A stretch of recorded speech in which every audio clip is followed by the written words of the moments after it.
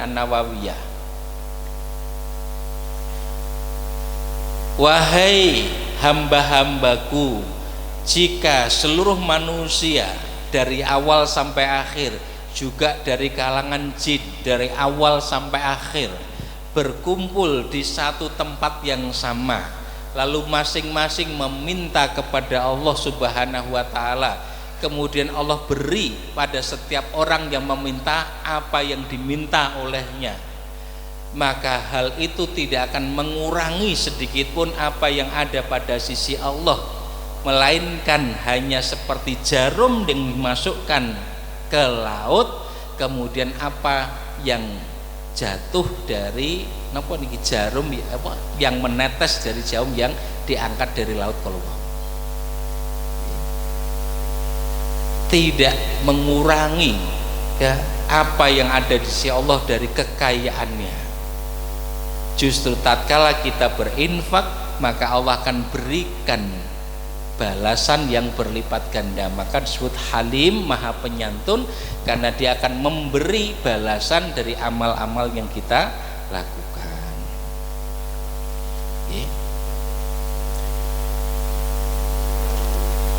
Buah dari amal infak akan kembali kepada mereka sendiri. Berinfak itu membersihkan harta mereka dari yang bukan haknya. Sepindah mawi infak, janipun kita mengeluarkan harta yang bukan hak kita. Kenapa? Sebab wafi amwalihim hakun lisaili wal mahrum. Pada harta mereka itu ada hak orang lain. Orang lain harus memperoleh haknya, apakah dengan meminta atau tidak itu tetap hak dia. Maka Allah membuat mekanisme agar hak orang lain pada harta kita itu bisa diterima pemilihannya, sehingga dengan berinfak sungguhnya menjadi bersih dari hak orang lain. Kemudian dengan berinfak itu Allah menyucikan jiwa mereka dari penyakit batin, yaitu kikir, ayat 103 surat At-Taubah.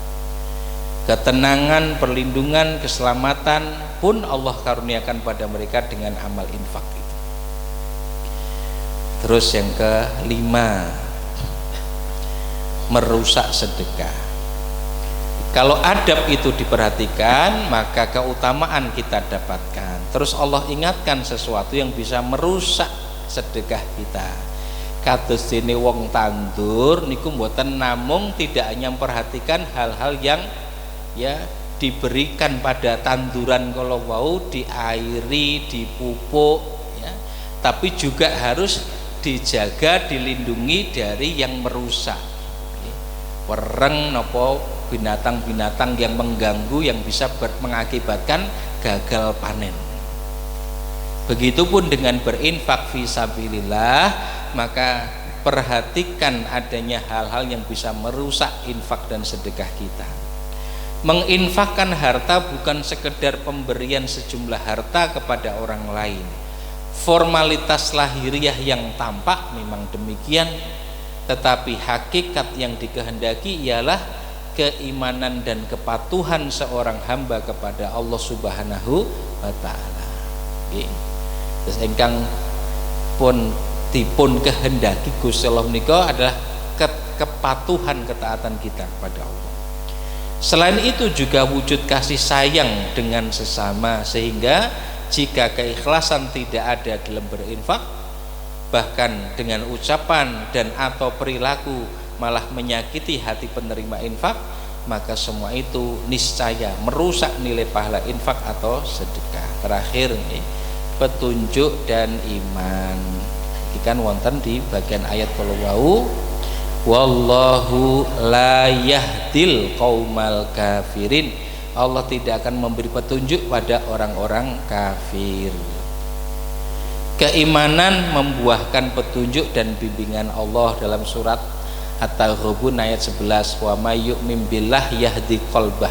Siapa yang beriman kepada Allah, Allah berikan petunjuk kepada hatinya. Begitupun amal-amal ketaatan kepadanya, nindake amal ketaatan, amal kasainan menika ugi dados sebab Allah maringi pitedah. Sehingga apabila amal ketaatan tidak disertai keimanan kepadanya, maka tidak akan membuahkan petunjuk dan bimbingan yang benar. Nek le infak sedekah boten krono iman dateng Gusti Allah, tidak akan menjadi sebab petunjuk bimbingan diberikan oleh Allah. Akibat selanjutnya pelaku amal tetap saja tersesat dari jalan hidup yang benar. Wallahu a'lam bishawab. Kula kinten mengatakan yang kita pelajari dari ayat 261 sampai ayat 264. Monggo beberapa menit yang masih ada bisa digunakan kados biasanipun untuk tanya jawab atau ada hal-hal lain yang mau disampaikan dipersilahkan, monggo. Oke, pengumuman dulu ya Bapak Ibu. Infak pengajian bulan Maret alhamdulillah sudah terkumpul 11.549.100 rupiah. Alhamdulillah. Yang selanjutnya yaitu sesi tanya jawab. Mohon untuk berdiri menyebutkan nama, asal dan pertanyaannya.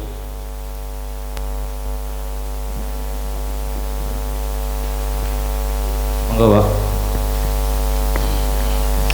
Enggak Bapak. Assalamualaikum warahmatullahi wabarakatuh. Waalaikumsalam warahmatullahi wabarakatuh. Perkenalkan, kami dari Pak Suhardi dari Alhamdulillah. Sebelum kami bertanya, mohon maaf kepada para jamaah bahwa saya akan menceritakan tentang diri saya dulu. Monggo Pak, silahkan. Pak Ustadz, 3 bulan yang lalu kami kehilangan anak. Innalillahi wa inna ilaihi raji'un. Anak saya baru 29 tahun. Yang posisinya dia adalah sakit perut yang istilahnya 10 hari setelah pasca kuret. Di sini yang kami tanyakan, ada beberapa para petakziah yang menasihati kami. Yang pertama, bahwa kami diharapkan untuk bersabar karena sesungguhnya mati dengan itu karena menjadi mati yang syahid dan pahalanya adalah surga. Kemudian yang selanjutnya ada petakziah yang menasihati kami, yang sebenarnya kalau menurut umurnya ini masih seadiknya anak kami yang meninggal. Tapi nasihatnya selalu menentu kepada kami bahwa selain Bapak Ibu harus sabar, bahwa Mbak ini nanti di surga akan membuatkan rumah untuk Bapak Ibunya. Itu yang kami ingin pencerahan dari Pak Ustadz, karena yang bicara tentang itu kan masih sebaya anak kami. Jadi mohon nanti penjelasannya.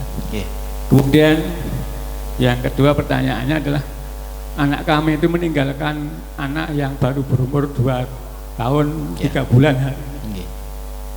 Sampai saat ini anak cucu kami ini belum diberitahu bahwa ibunya meninggal.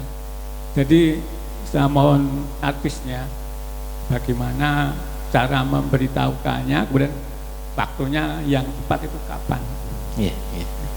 Yang ketiga, karena masih umur 29 tahun, kalau secara matematika dosanya juga sedikit, pahalanya juga sedikit dibandingkan kami-kami yang sudah tua gitu. Jadi bagaimana caranya untuk memberatkan atau menambah amal anak saya tersebut. Terima kasih, mohon maaf sebelumnya, dan atas penjelasan kami terima kasih. Wassalamualaikum warahmatullahi wabarakatuh. Waalaikumsalam warahmatullahi wabarakatuh. Matur suwun Pak Suhardi. Saking tempel menika Pak Suhardi juga jamaah umroh kita. Tahun pinten niki Pak Narto? Baru 2 tahun yang lalu nggih. Mugi-mugi saestu nggih. Allah Subhanahu wa taala memuliakan nggih putri panjenengan nggih. Karena memang leres wonten setunggal hadis sahih ingkang memberitahukan kematian diantaranya karena sakit perut nggih. Itu kematian yang bernilai syahid. Ya. Walaupun penilaian itu tidak sekedar karena satu faktor kemawon nggih. Jenengan terus cerita, tonggo kula niku nggih lara weteng napa nggih syahid ning ora tahu salat. Ning le mati lara weteng. Lah kok wetenge lara baru omben-omben. Lah niku beda. Jadi sakit perut, tetapi memang secara umum orang itu iman, taat, patuh pada perintah Allah, di akhir kehidupannya itu sakit perut yang ditetapkan oleh Allah menjadi penghantar kematiannya, maka dia mendapatkan derajat kesyahidan. Ini yang disebut dengan syahid akhirat. Secara duniawi diperlakukan sebagaimana orang meninggal dunia, nggih dimandikan, dikafani, disolatkan, dimakamkan. Tapi nilai pahalanya sebagaimana orang yang berjihad di jalan Allah. Maka ya kemuliaan ini semestinya menjadi penghibur ya, bagi yang kehilangan dalam itu yang sepuh itu. Ya. Allah telah menyelamatkannya karena pada bagian akhir kehidupannya yang merupakan penentu dia justru pada kondisi yang terbaik. Bahwa kemudian menangis itu wajar jika ia merupakan wujud dari kasih sayang. Yang Nabi riyen nggih nuwun, Nabi juga menangis tatkala putranya yang namanya Ibrahim itu meninggal dunia, wafat. Nangis yang Nabi. Ada sahabat heran, ya Rasul engkau menangis. Rasul kemudian mengatakan, ya ini adalah kasih sayang yang Allah tanamkan di dalam hati hamba-hambanya. Okay. Nah karena wong nangis niku ya beda-beda. Ada yang menangis karena tidak terima dengan ketentuan Allah. Okay. Nah niki termasuk napa menika ya haram hukumnya, niyahah, berdosa ya, tangisan yang justru akan mempersulit orang yang meninggal dunia itu di alam kuburnya ya. Ya, jadi tangisan kalau itu karena rahmat kasih sayang maka itu tidak mengapa. Kemudian ya mlebet warga menika ada sekian banyak ya, mungkin ayat Quran yang bisa di Al-Waqiah itu cukup banyak ya tentang itu. Kemudian di hadis-hadis khusus berkaitan dengan apa namanya nikmat di surga dan sebagainya. Di antara informasi menika kenikmatan di dalam surga itu ya dibangunkan ya bukan hanya rumah-rumah nggih, istana-istana.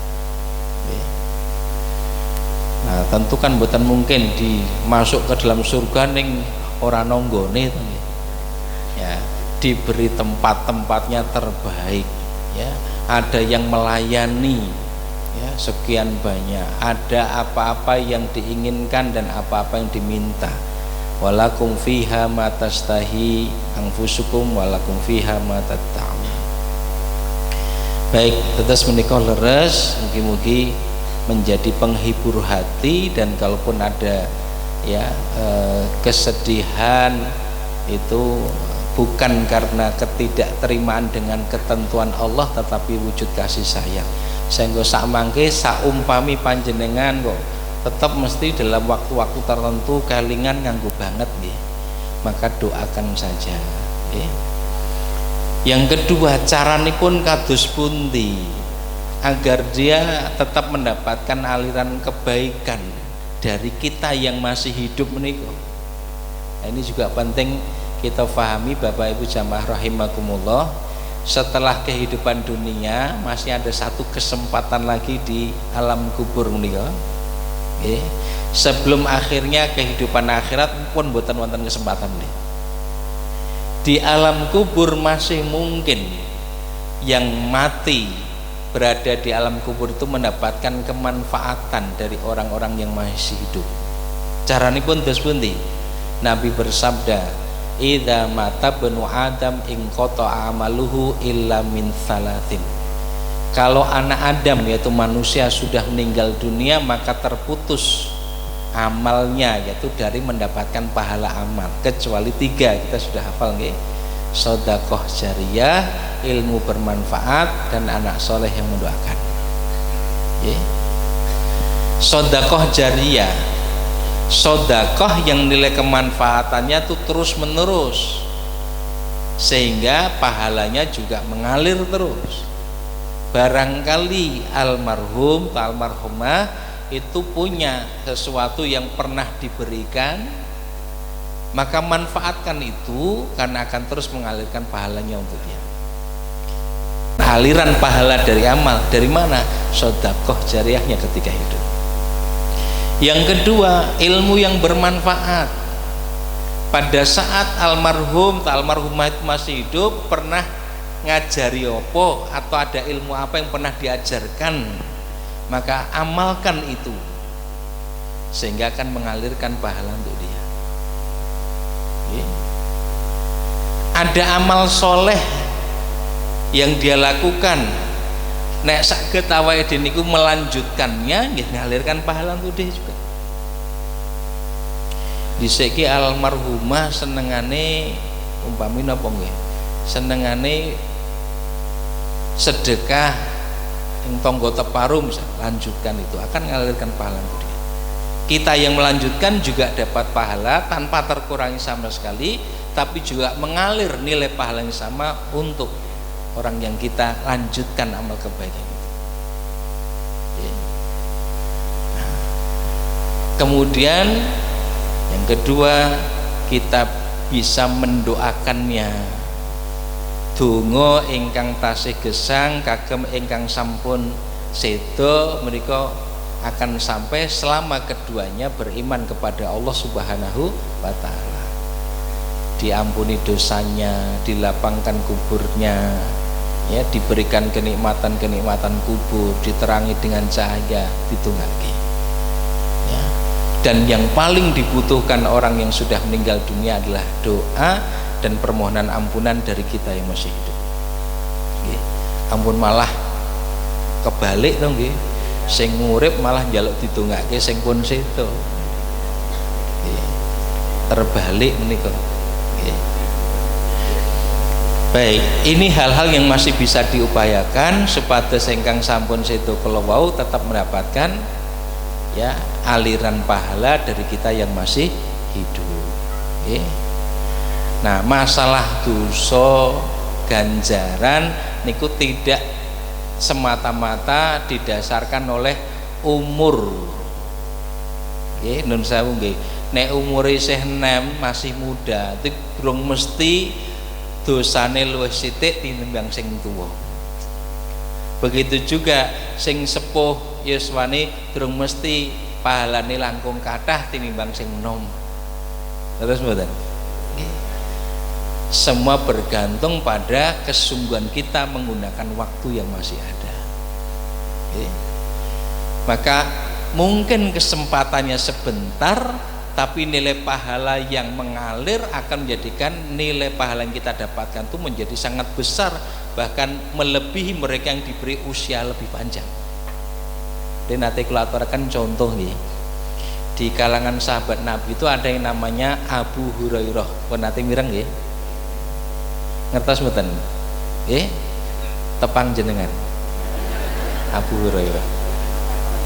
Kalau jenengan maos hadis niku kan kerep banget dari Abu Hurairah ngoten nggih, dari Abu Hurairah banyak sekali meriwayatkan hadis. Padahal Abu Hurairah itu hidup bersama Rasul hanya tidak lebih dari 3 tahunan. Berarti rodok keri mlebu Islam. Tapi pahalanya bisa melebihi sahabat yang lain yang mungkin lebih lama hidup bersama dengan Rasul. Kok saged? Karena Abu Hurairah sejak berislam dia bertekad, aku sudah terlambat ya beriman, maka di mana ada Rasul aku harus ada di dekatnya. Lalu apa yang dikatakan Rasul aku harus dengar, apa yang dilakukan Rasul aku harus perhatikan, aku akan hafalkan dan akan aku sampaikan pada manusia. Hasilnya tuh sunyi. Sampai hari ini siapapun belajar hadis itu pasti mendapatkan perkataan Nabi atau perbuatan Nabi melalui informasinya Abu Hurairah. Pahala yang ngalir terus Abu Hurairah. Ya, karena itu tidak terlalu penting berapa banyak kesempatan yang masih tersedia, tetapi jauh lebih penting adalah kesungguhan kita di dalam memanfaatkannya. Ngeten nggih? Pengajian nggih ngoten nggih, kita mungkin hanya 1 jam, nggih 1,5 jam ngoten nggih. Tapi sungguh-sungguh le ngaji. Sebab non sewu ya. Mungkin wonten mau pengajian tuh bisa 2 jam, 3 jam, 4 jam ning isine malah sia-sia atau mengandung dosa wonten mboten? Ora usah disebutke pokoke wonten. Menjadi tidak berguna, bisa muspro, sia-sia. Kenapa? Perbuatan yang mungkin malah ya menjatuhkan kehormatan orang lain misalnya. Ya, menghibah orang lain yang seharusnya dijaga kemuliaannya. Maka penggunaan waktu itu yang lebih menentukan dibandingkan panjang atau pendeknya waktu yang diberikan oleh Allah. Wallahu a'lam bishawab. Kalau kita nggak tahu, tasih wonten monggo silakan. Ya. Assalamualaikum warahmatullahi wabarakatuh. Waalaikumsalam warahmatullahi wabarakatuh. Gini Pak Ustadz. Yeah. Bagaimana menyikapi seseorang yang jika berinfak bersedekah itu suka memamerkan? Yeah. Artinya kadang menyakiti yang bersangkutan di depan umum, padahal yang bersangkutan itu lebih senior, jadi kita menegurnya kan menjadi sungkan tapi risih mendengarnya. Bagaimana cara yang baik untuk menghindari hal-hal seperti ini? Terima kasih. Assalamualaikum warahmatullahi wabarakatuh. Waalaikumsalam warahmatullahi wabarakatuh. Nggih, leres nggih.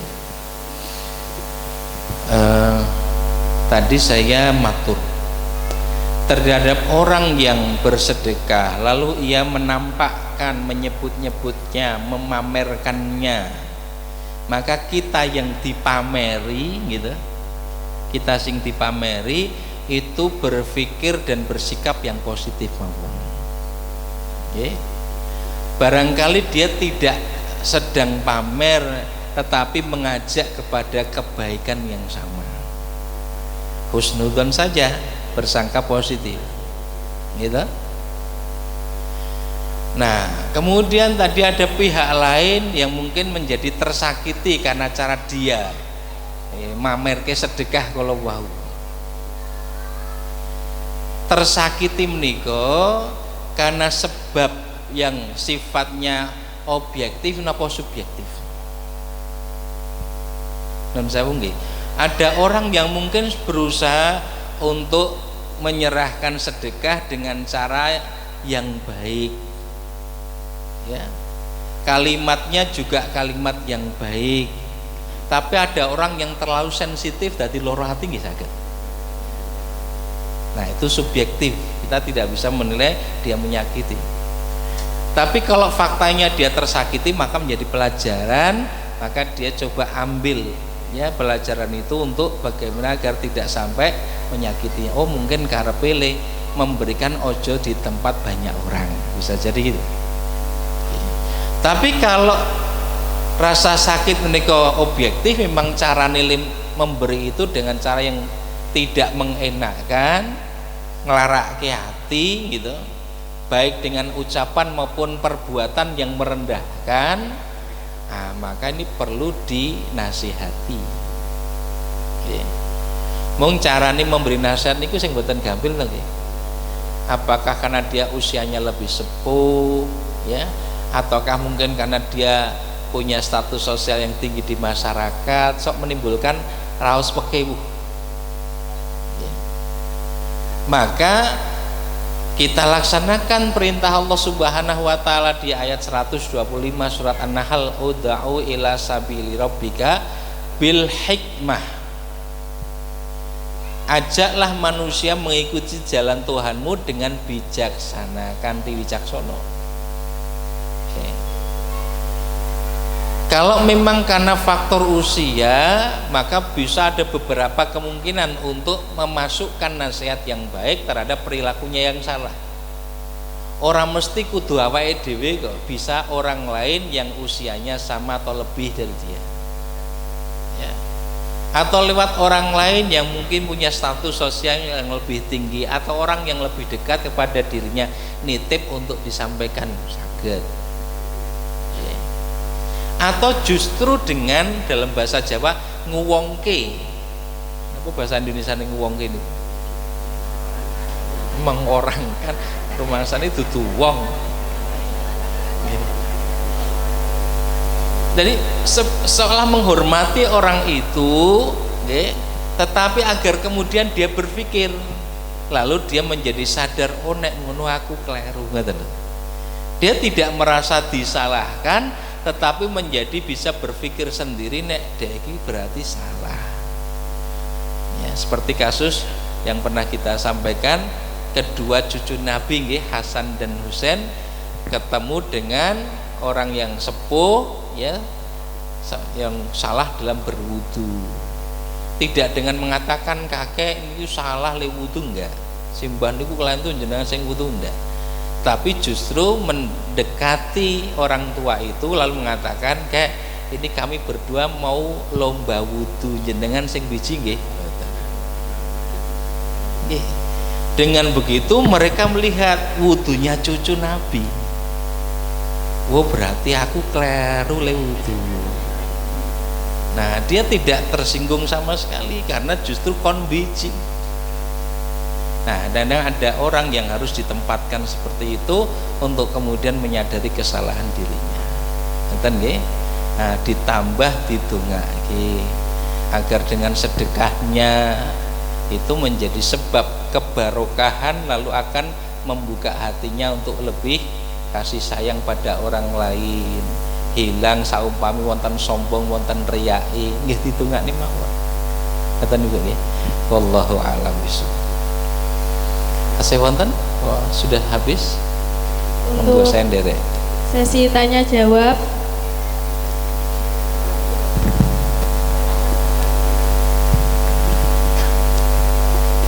Untuk sesi tanya jawab kita cukupkan sampai di sini. Nggih nyuwun pamunten, saya lihat banyak yang ngacung, kula ngasih rawani ndelok nggih. Arep mempersilahkan ning kula wekdalipun, tapi mugi-mugi dados ganjaran panjenengan wong sebab niku nggih tebih-tebih lerene yang sesasi pisan gitu. Ya mudah-mudahan napa menika tetap tercatat sebagai amal soleh panjenengan sedaya nggih. Baik, terus sampun nggih niki berarti donga, doa nggih. Bapak Ibu jamaah rahimakumullah, kita sempurnakan pengajian kita pagi sampai siang hari ini dengan doa kepada Allah Subhanahu wa taala. Umumnya untuk kita semua, khususipun menika wonten panyuwunan donga jenengan sedaya pun suwunaken ndongaaken nika ingkang sepindah wonten Bapak Sudiman nggih ingkang nembe gerah ya, nyuwun pun tungaaken supados pinaringan kesembuhan. Lalu Bapak Rohadi usia 65 tahun. Oh menika sampun kapundhut ya, sampun ya situt ya menghadap Allah Subhanahu wa taala nggih kepun tungaaken mugi saestu diparingi pangapunten sedaya kalepatanipun ugi ya ngadhep Gusti Allah kanthi husnul khotimah. Lajeng donga kagem Bapak Brigjen Purnawirawan Dr. Andes Hadi Sunardi ya, almarhum menika semoga diampuni segala dosa-dosanya, diterima amal ibadahnya. Terakhir menika untuk putri tercinta Rani Paunisa ya, atas nama ASN BPK Jakarta dari Bapak Rahmat Fauzi Sumbergamul ya. Donga napa niki?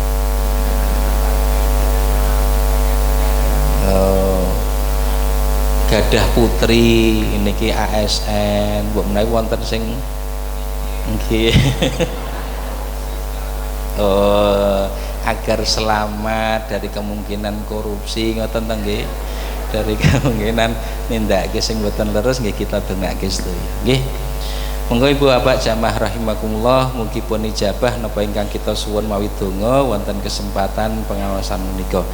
Alhamdulillahirabbil alamin hamdas syakirin hamdan na'imin hamda yuwafi ni'amahu wa yukafi mazidah ya rabbana lakal hamdu kama yanbaghi li jalali wajhika wa 'azimi sultanik.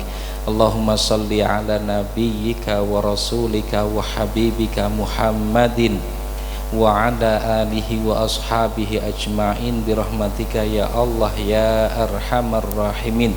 Allahumma inni as'aluka bi anni ashhadu annaka antallah la ilaha illa antal ahadus samad alladzi lam yalid wa lam yulad wa lam yakul lahu kufuwan ahad. Rabbana zalamna anfusana wa illam taghfir lana wa tarhamna lanakunanna minal khasirin. Ya Allah, Engkau Maha mengetahui keadaan kami semua yang berkumpul berhimpun di tempat ini ya Allah, betapa banyak dosa-dosa kesalahan kami ya Allah.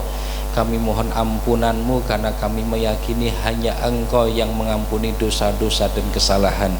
Kami mohon kepadamu ya Allah, Engkau bimbing kami semua di kesempatan yang masih Engkau berikan dalam jatah usia yang masih ada, agar menetapi agamamu, melaksanakan perintahmu, mengikuti sunnah nabimu. Ya Allah, jauhkan kami dari segala mara bahaya, selamatkan kami dari segala kemudorotan. Ya Allah, karuniakan kepada kami ilmu yang bermanfaat, amal soleh yang Kau terima, doa yang Kau kabulkan. Karuniakan kepada kami keistiqomahan dalam melakukan ibadah, senantiasa membaca Al-Quran, mempelajari, menghafalkan dan mengamalkannya ya Allah, hingga Engkau jadikan Quran sebagai syafaat di hari kiamat, penerang di alam kubur, dan petunjuk jalan bagi kehidupan kami di dunia, sehingga selamat dan bahagia kami ya Allah, dunia, akhirat, dan lahir batin. Selamatkan pula keluarga kami, suami, istri, anak, cucu kami ya Allah, sehingga berhimpun kami tidak saja di dunia, tapi sampai di akhirat Engkau masukkan kami semua ya Allah ke dalam surgamu yang Kau penuhi dengan kenikmatan dan keridhaan-Mu. Rabbana hablana min azwajina wa dzurriyyatina qurrata a'yun waj'alna lil muttaqina imama. Rabbana la tuzigh qulubana ba'da idh hadaitana wa hab lana min ladunka rahmah innaka antal wahhab. Rabbana atina fid dunya hasanah wa fil akhirati hasanah wa qina adzabannar. Wa sallallahu ala nabiyyika Muhammadin wa ala alihi wa ashabihi ajma'in birahmatika ya Allah ya arhamar rahimin. Rabbana taqabbal minna innaka antas samiul alim wa tub alaina innaka antat tawwabur rahim. Subhana rabbika rabbil izzati amma yasifun wa salamun alal mursalin walhamdulillahi rabbil alamin. Subhanakallahumma wa bihamdika asyhadu an la ilaha illa anta astaghfiruka wa atubu ilaik walhamdulillahi rabbil alamin. Assalamualaikum warahmatullahi wabarakatuh. Mohon maaf untuk pertanyaan yang belum terjawab pada hari ini, dan kami selaku pengurus dan penyelenggara pengajian ini mohon maaf segala kekurangan dari penyelenggaraan, fasilitas dan seluruh sarana prasarananya. Monggo sugeng kuntur. Assalamualaikum warahmatullahi wabarakatuh. Miftah. Lan, Mbak Miftah nih. Tadi malam baru dilihat nih. Mbak Miftah. Berarti betul tahu. Sekitar nih. Untuk jamaah yang menghendaki kalender masih tersedia. Pun sudah bulan Maret masih ada kalender yang tersedia, kalender pesantren. Bisa diperoleh secara cuma-cuma gratis di pintu keluar. Kalender masih tersedia di pintu keluar. Monggo yang menghendaki kalender pesantren untuk di Astogundur.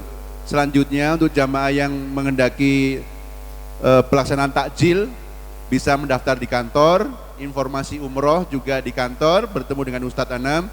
Kemudian daftar takjil Ramadan sudah ada formatnya yang kita siapkan di kantor. Monggo jamaah yang mengendaki, monggo sebelum kondur. Mbak Siva merapat sambil dilipat kursinya, Dek. Siva sambil dilipat kursinya untuk buka jalan.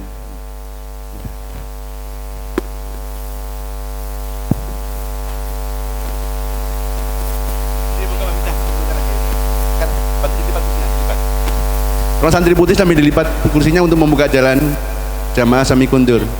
Siva langsung.